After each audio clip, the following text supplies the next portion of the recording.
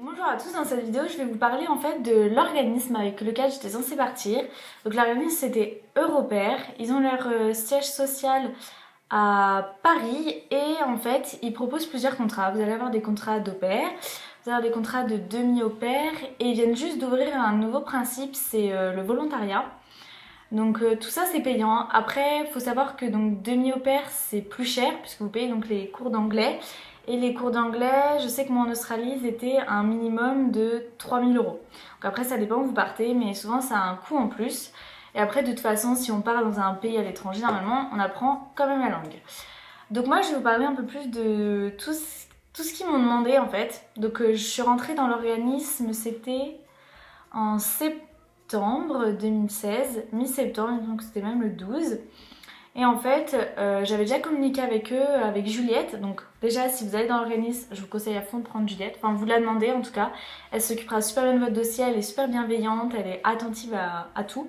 Donc c'est super bien d'être avec elle. J'ai même une autre fille, donc du coup qui part pas avec l'organisme, mais qui était aussi avec Juliette. Elle a dit ouais c'est vrai qu'elle est super, donc en tout cas on vous la recommande toutes. Et du coup en fait j'ai déjà communiqué avec elle par rapport au papier, tout ça. Enfin, donc je leur ai envoyé mon dossier. Donc c'est-à-dire que dans le dossier il faut plusieurs papiers. Déjà il faut avoir le passeport, le permis de conduire, il faut avoir minimum 18 ans. Dedans il y a des références d'enfants à donner. Donc là vous allez voir c'est des tableaux en fait avec plusieurs colonnes, l'âge des enfants, ce que vous avez fait avec eux, la signature des parents, vous les avez gardés combien de temps. Enfin il y a plusieurs renseignements à donner dessus. Ensuite, vous allez avoir un peu le même principe, mais du coup, vous allez en avoir deux références. Du coup, là, c'est des parents d'enfants avec quelque chose de vraiment détaillé. Donc là, exactement tout ce que vous avez fait avec eux, leurs renseignements, leurs adresses, leurs numéros, énormément de renseignements que vous allez devoir donner en fait sur eux. Enfin, que en fait, c'est les parents qui doivent remplir. Et après, vous allez avoir la même chose, mais en fait sur vous, donc deux références de personnalité.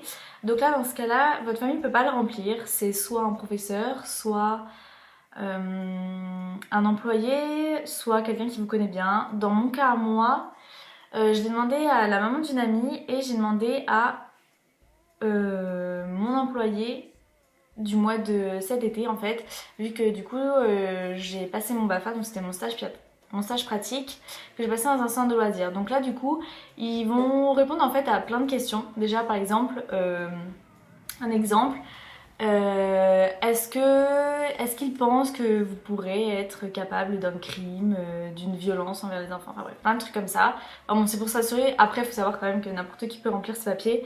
Donc c'est sûr que côté sécurité, enfin, fiabilité, c'est pas top, mais bon, faut quand même le faire. Ensuite, il y a des cases où il y a plein de qualités, donc compassion, il y a quoi? Honnêteté, peut travailler avec les adultes, attentif, prendre des initiatives et tout ça. Et en fait, vous devez remplir sur 1 à 5.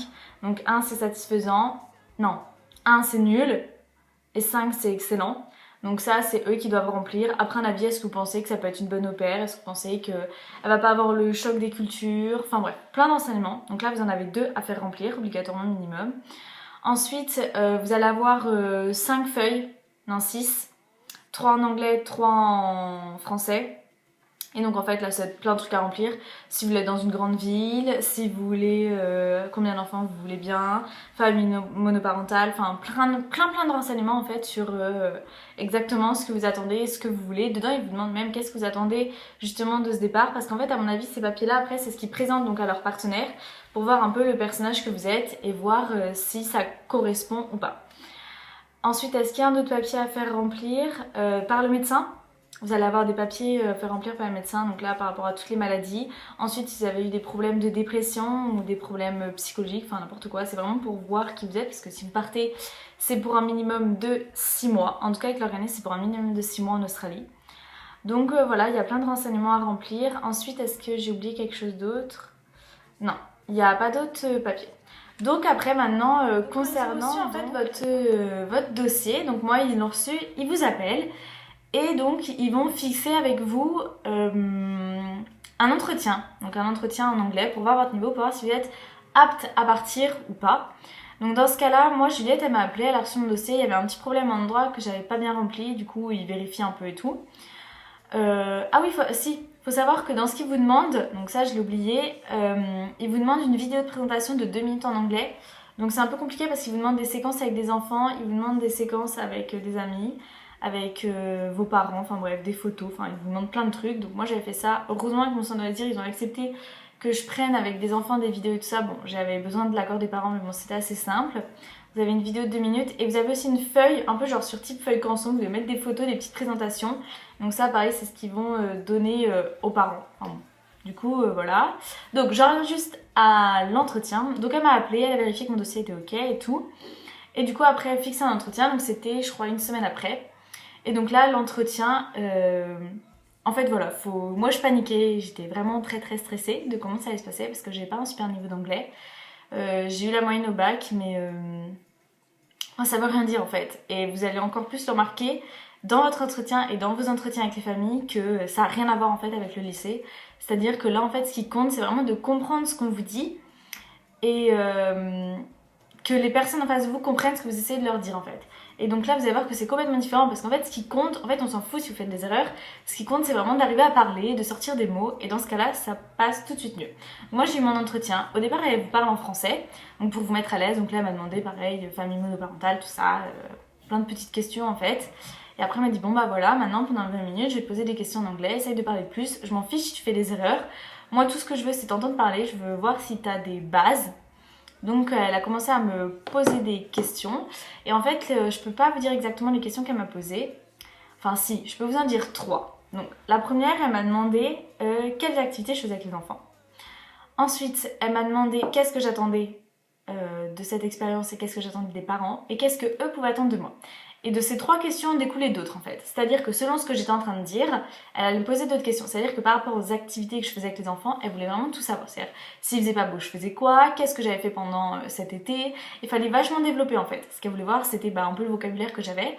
Et c'était vraiment de développer tout. Et c'est ça vraiment. C'est pas genre une question simple, une réponse simple. C'est vraiment une question. Et à côté, vous devez absolument parler. Mais en fait, ça se fait super bien parce que si vous avez même un blanc, parce qu'il y avait des blancs, enfin vous avez le temps, je dirais, il vous presse pas et elle articulait super bien. Du coup, c'était vraiment hyper simple. Je pense que vraiment plus de peur que de mal. Mais du coup, voilà, elle vous pose des questions. Ensuite, donc, ce qu'elle attend, donc, enfin, ce que les parents peuvent attendre de vous. Moi, j'ai dit de prendre des initiatives, d'être honnête.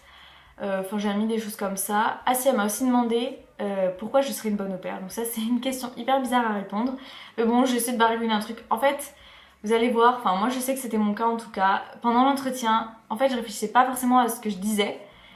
Je réfléchissais plutôt à qu'est-ce que je vais bien pouvoir dire en anglais. C'est-à-dire que en fait, parfois j'ai même dû dire des choses complètement fausses, mais c'était les premiers mots qui me venaient à dire en anglais. Du coup, ça sort. Mais au moins, je parlais, donc bon. Après, c'est essentiel. De toute façon, ce qu'elle voulait au départ, c'était vraiment de vraiment de voir si j'arrivais à parler en anglais. Et en plus, après, c'est quand même important ce que je disais parce qu'il faut savoir qu'elle prenait en note toutes les paroles que je disais, elle les prenait en note. Du coup, ça ralentit le truc et ça nous laisse encore plus le temps de réfléchir à ce qu'on peut dire en anglais. Donc ça, c'est super bien. Donc voilà, moi mon entretien en tout cas s'est bien passé. Elle m'a dit il n'y a pas de souci, je te prends dans le programme.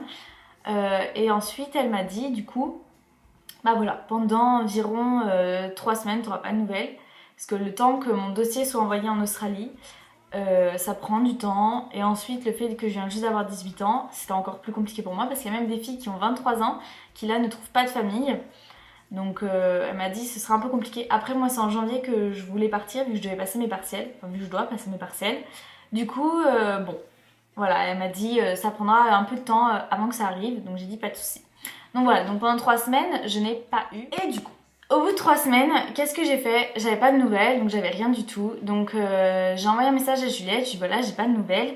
Après voilà, ils vous répondent tous, hein, ils vous pourront répondre directement si vous avez des questions, quoi que ce soit, il n'y a pas de souci. Et du coup elle m'a dit bah non il n'y a pas de nouvelles, du coup on va essayer de relancer les partenaires australiens. Il faut savoir que aussi que tous les organismes que vous avez en France ont les mêmes partenaires australiens. Donc vérifiez bien par rapport au prix, par rapport à tout ce qu'ils vous demandent en fait comme argent. Parce que du coup il y a énormément de concurrence par rapport à ça, alors qu'en Australie ils ont exactement les mêmes partenaires. Donc il faut un peu vérifier. Moi je sais que je me suis vachement fiée à mon premier coup de téléphone, parce que j'avais fait un autre organisme, mais la fille parlait, je crois qu'elle était chinoise, et je comprenais pas vraiment, et puis ils étaient pas hyper attentifs. Alors que quand j'ai appelé Juliette, directement ça a collé, du coup je me suis dit c'est avec eux que je vais partir. Donc voilà, il faut vraiment que vous regardez bien, il y a plein d'organismes en France. C'est à vous de voir après, même sur leur site internet, les prix, tout ça, enfin c'est à vous de comparer. Donc petite info par rapport à Europère, ils vous demandent 90 € de dossier d'inscription. Donc là, ils vont les encaisser, que vous partiez, que vous partez pas, ils s'en fichent un peu. 90 € sont partis, donc moi les miens sont partis alors que je parte pas avec eux. Alors bon, ça c'est autre chose. Et du coup, après, ils vous demandent aussi un autre chèque de 350 €. Moi, c'est pour l'Australie que je vous dis ça. Je sais que les 90 € c'est pour tout le monde. Moi, l'Australie, c'est 350 €. C'est des frais de placement qui vont vous encaisser dès qu'on va vous proposer une famille. C'est-à-dire que vous partiez ou pas avec cette famille-là, dès qu'ils vont vous présenter une famille avec laquelle vous allez avoir un Skype, directement, ils vous encaissent 350 €. Moi, j'ai eu le temps, entre guillemets. Enfin, oui. Directement, en fait, quand j'ai vu que j'avais d'autres familles via Facebook, je leur ai dit non. J'ai dit bah du coup je vais arrêter et dans ce cas-là ils m'ont pas encaissé et ils me l'ont renvoyé. Ils m'ont même demandé justement s'ils voulaient me le renvoyer ou pas. Donc super. Donc ils me l'ont pas renvoyé, du coup bah moi c'est fini avec l'organisme et je passe donc ensuite je suis passée donc sur les groupes Facebook. Donc dans une autre vidéo je vais vous expliquer en fait comment ça s'est passé pour moi. Et du coup pareil, l'entretien avec la famille qui est quand même carrément plus stressant que l'entretien avec l'organisme.